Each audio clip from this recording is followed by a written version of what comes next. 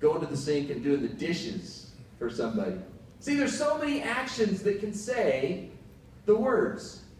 The list goes on and on. And unfortunately, in our lives, we can get so busy. There can be so many things that are going on that we can forget to do these actions that say the words.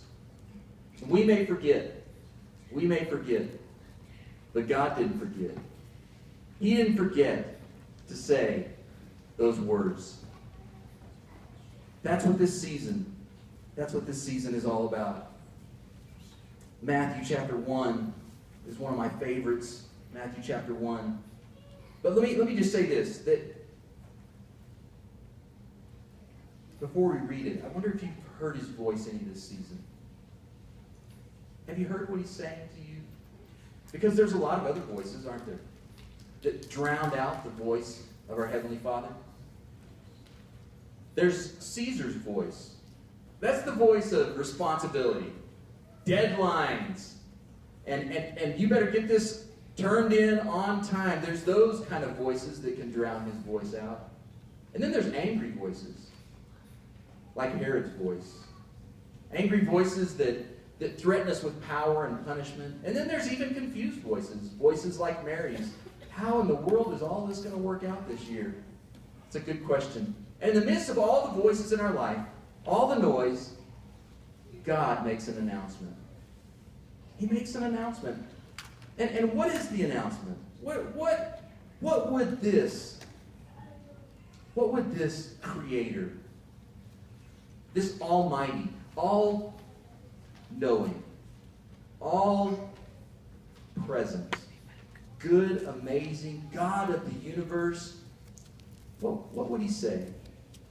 What are the words? What are the words that God says to you and me?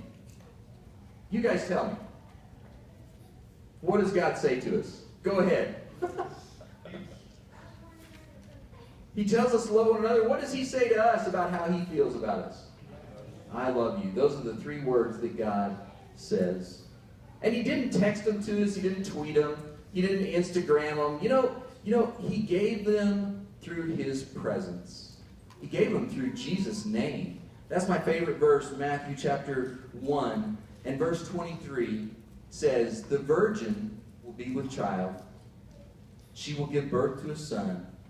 They will call him Emmanuel," which means God with us. And that's the way God told us that he loved us.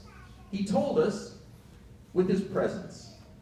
He told us with his presence. It's pretty hard to imagine. It's kind of hard to believe that God would want to be with us. But he showed us, not just with presents wrapped up with paper. He showed us with his actual presence. Not presence with a T, but presence with a C. His actual presence of being with us. That's how God told us, I love you.